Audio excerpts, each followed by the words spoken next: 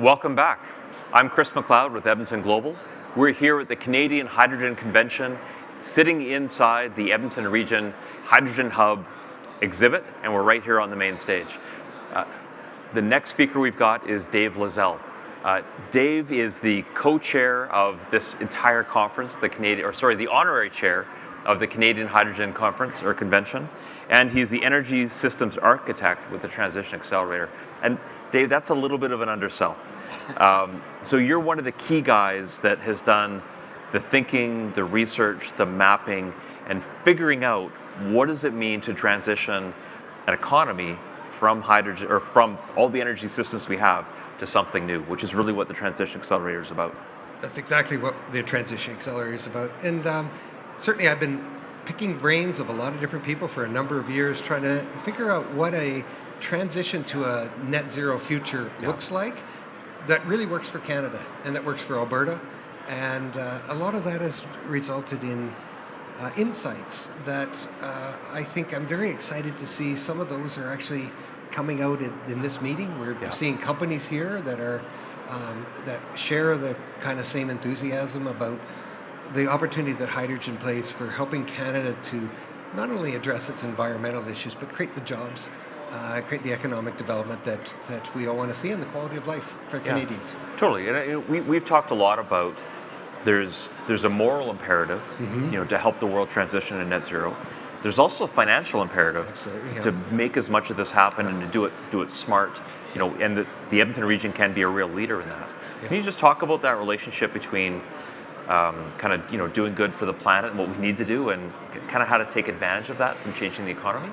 Well, I think, in the past, our climate change strategies in Canada have been focused on driving incremental reductions without, looking for least cost short-term solutions to try to get us to emission reductions. And the reality is they've taken our curve from going up and flattened our curve. But, it's became very clear in the last 5 or 7 years that we don't need to flatten the curve. We need to go to zero, right? And that net zero actually changes everything, because there are literally millions of ways that we can achieve incremental reductions in greenhouse gas emissions. Put on a sweater, eat vegetarian, you could have a very long list. But when you actually say, we're not just about reducing emissions, we've got to get to zero emissions, then it changes everything, because effectively there's very few things that will actually help us achieve net zero. And that requires a restructuring and rethinking about how our energy systems work and what we have to change in them. And it was pretty clear that when 47% or something of our greenhouse gas emissions come from the distributed combustion of gasoline, diesel, jet fuel, and natural gas, they're incompatible with a net zero future. So that's pretty scary for a province like Alberta, which gets most of its income and jobs creation is out of those things. So then you sit back and you say, well, we still need energy. We just need energy without the downside. We want it without the greenhouse gas emissions. We want to create clean energy for the future. And that doesn't mean we have to leave the fossil fuels in the ground. It means that we may want to open up where we get our energy from, look at more renewables and more solar. But if we're going to be using fossil fuels, we got to separate the energy in the fossil fuels from the carbon. Put the carbon back in the ground where it came from, and a lot of the analysis and what's been proven in the Edmonton region is that we know how to do this. And in fact, the Edmonton of all places in the world is probably the best positioned to be able to take a leadership role in this new energy transition. We have lots of hydrogen production in this region already. Probably 25% of all hydrogen produced in Canada is within 50 kilometers. 40 years or so of doing it? And we've done it for 40 years. But we also know how to capture and produce it. There are some companies like, the Scotford Reformer, et cetera, that know how to actually do the separation of the CO2. And we can put it in pipelines and sequester it in the subsurface. And we've got that infrastructure in place.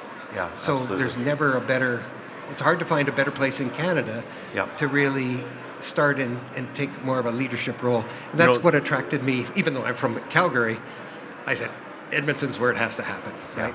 And there's so many things you said there that we could make entire conversations around. Right. But I think the one maybe that we'll start with is, the population of the world is increasing. We're going to be at 11 billion people, at some Hopefully point. not, but Well, a lot of people think that's probably that's the peak, and it'll possibly, level and maybe shrink a bit. You've got countries like China that have pulled more people out of poverty in the last 15 years than any civilization in the history of the world. That's continuing. We've got other countries that are also lifting people out of poverty. As that happens, energy demand increases for all those people. Yeah. So if we only let energy grow and grow and grow, we're in huge trouble unless, as you said, we separate fossil fuels into what's energy and what's carbon. And I haven't heard it quite put that simply, but it's a complex problem. But it's a complex problem. It's that simple. Yeah, it is that simple. But I think there's things we can do about the efficiency at which we use energy as well. Absolutely. A lot of our technologies we have today are not terribly efficient at converting the chemical energy into energy services. Yeah. I think we're going to I would like to rephrase your comment and say, we don't necessarily need more energy, we're going to need more energy services. Yes. We're going to need the services from the energy.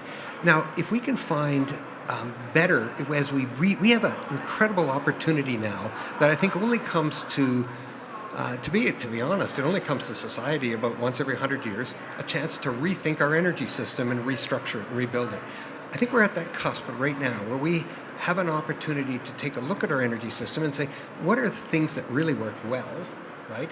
And what sucks? Yeah. And there's an opportunity to redesign an energy system for 2050 that is more efficient, that we get more energy services out of a given amount of energy, but that the production of those energy carriers that we're using has to be produced without the environmental impacts. Yeah. And it has to be done in a way that actually gives all parts of society, it's just a just transition, that we don't leave whole segments of our society and say, well, they don't need, we don't care about them, right? Yeah. We have to bring them along as well. And I think there's an opportunity where it's not just hydrogen, it's electricity, it's hydrogen, it's looking at new opportunities for biofuels, Yeah.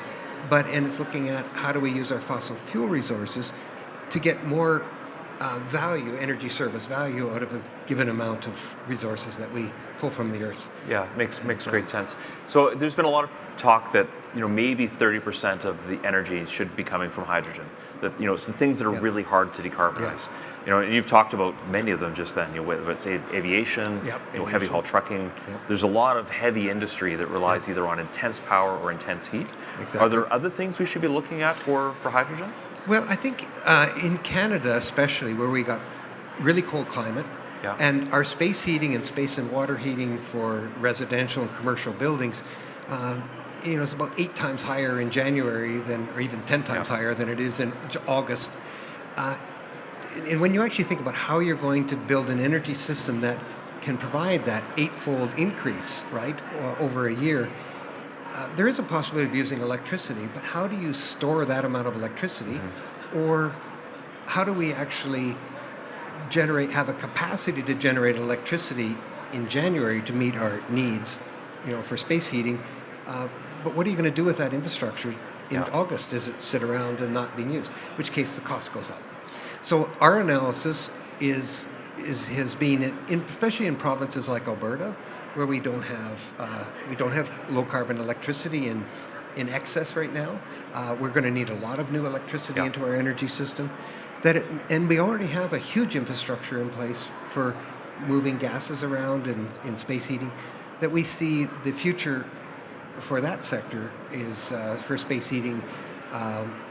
Is probably hydrogen in this province and actually in many other provinces of Canada. The other area is the whole area of power generation. I think the lowest cost power generation is wind and solar right now, but you can't rely on it. It's not always, it's intermittent. Yeah. And sometimes if we build out our wind and solar capacity, we're going to have excess wind and solar, and there's an opportunity to take that and make it into hydrogen, right? And supplement our hydrogen economy. But then when the wind's not blowing and the sun's not shining and it's 30 below zero, or you need to keep our economy going, we're going to need a source of electricity. Hydrogen could be that source, and there's some we can use some traditional technologies for that, like gas turbines, Yeah. but we can also use fuel cells to get there as well. And the idea is to get, the free market's going to figure out which one works best. But it might be a but bit of all of them. It's probably a bit of all of them. Yeah, exactly. It's interesting. A lot of people just think about hydrogen fuel source. Yeah. But hydrogen as the battery is really what you're talking about. Exactly, and there's another area where I think I'm excited about what Edmonton has to offer. There's a few other places in Canada that have large salt reservoirs in the subsurface that can create large caverns to store gases, and hydrogen can be stored in. We haven't built the first one yet, but I'm really hoping that we will see in the Edmonton region, but also in the region around Sarnia and Ontario and other places across Canada, where there's even in Halifax area, they all have these large salt cavern capacity, and they could be the large storage. We use salt caverns now to store natural gas. Yep. There is nothing to say that we can't make other salt caverns and start storing hydrogen, and that becomes massive amounts of energy can be stored relatively low cost, and then becoming available in the middle of those January days when we need a lot of space heating, we need electricity generation, and we still want to drive need to drive our trucks and buses and trains. So, and I think that new hydrogen infrastructure, there's an opportunity to create that, but also I would argue, to refurbish or repurpose some of our natural gas infrastructure to be used with hydrogen. Yeah, I totally agree. We just had a conversation with Amclad, who's got technologies to do just that, to put coatings into existing lines, so they can actually hold hydrogen and move hydrogen at pretty intense levels. So the work you've done, the leadership, the research, the papers you've been part of, really created the impetus to form the Edmonton Regional Hydrogen Hub. I don't think the hub here would have existed, at least not with that backing of knowledge and capability, without your research and leadership. Can you just talk a bit about what's happening here with the Edmonton Regional Hydrogen Hub, and how again it's building from a place of fact and understanding to try to get to application? Well, exactly. I was very excited, and it's only 13 months ago when the hub got launched. And I think about how fast things have moved the last 13 months. I think many of us are impatient and say, should have moved faster. We wanted to go faster, but there's a lot that has been done. What we had started even before the hub was created is to bring together a number of industry partners in the Edmonton region, with a lot of help from the Alberta Motor Transport Association, and Trimac and Transport and of course other companies around that to design and build two large Class 8 hydrogen fuel cell electric trucks. That's called the AZTEC project. These are 63.5 ton gross vehicle weight trucks that will carry potentially tandem A trains and B trains between Edmonton and Calgary. So those trucks are, the design is we've just recently locked down the design of it. I think everybody would be very happy that I'm not having anything to do with the design. There's actually experts in vehicle design and fuel cell truck design that are building it, and they're designing and building these trucks. They're being built in Montreal. Those trucks will be arriving in Edmonton in spring of 2023, maybe next year when we have the next conference of this series. We'll be seeing those trucks parked on here and be demonstrating them. So we're excited about that project. The Edmonton Hub was instrumental in working with Edmonton Transit, with Strathcona, to get 2 hydrogen fuel cell buses. And those buses will be delivered, excuse me, I'm a little sneezed. Those buses will be delivered in July of this year, and they will be on the roads carrying passengers for about a 2-year trial. So from the July of 2022 to June of 2024, and then actually go into regular service within those fleets. And so a lot of the work we've been doing is around those 2 projects is to working with companies to set up a fueling system and fueling infrastructure, to produce the hydrogen, to analyze future, and this is within the hub, what is the size of the market if we built on the trucks and bus programs and others. We talked about a little bit before how CP Rail, for example, CP Rail is has already announced, and they're building, converting 3 diesel electric locomotives to hydrogen fuel cell. And I'm hoping those trains will be operating in Alberta and some of them in the Edmonton region by maybe a year from now. They're in trials now and demonstrations. And then there's also in the Edmonton Regional Hub, there's ATCO is putting hydrogen into Fort Saskatchewan lines. We're very supportive of that. And I'm hoping we're going to hear some excitement from the Edmonton International Airport about some of the things they're doing tomorrow. And I think I don't see this as competition between these groups.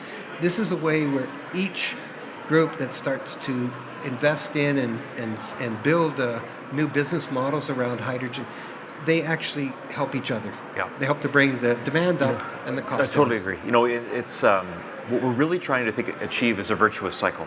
Yes. Where Yes. production drives demand drives production, Right. and it just keeps growing and growing and growing. And that brings in more innovation companies, it brings in original manufacturing, it brings in the finance industry, it brings in R&D, Yeah.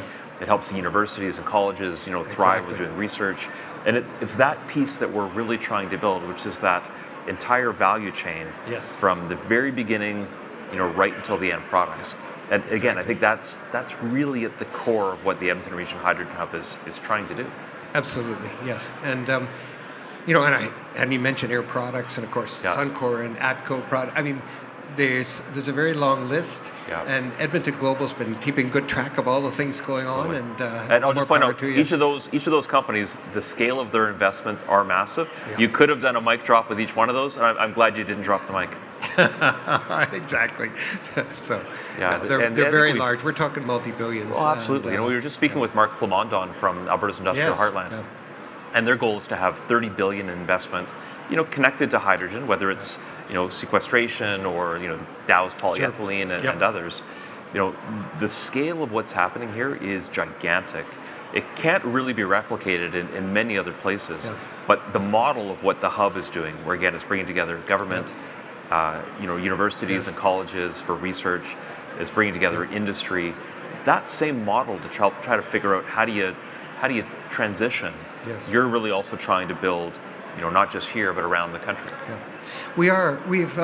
We've started to work with a number of other communities, basically trying to take the learnings, the kind of techno-economic analysis that I think provided some of the helped to increase the comfort of industry to get involved, and government, right? Yeah. So we spent a lot of time saying, would I want my taxpayer money invested in this? Was kind of the criteria that I used in doing those analyses.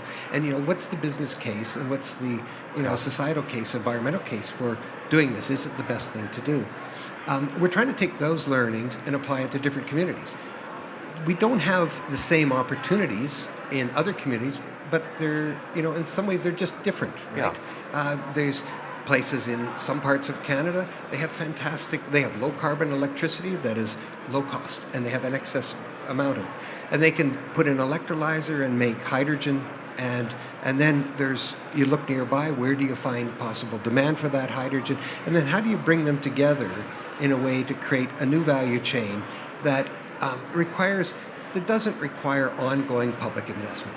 Let's be honest, we're at the very early stages of building a new energy system for Canada. We need to be able to take the public money, use it really wisely, so that in a few years from now you won't need it. Yeah, right? it's decarbonizing is a global challenge.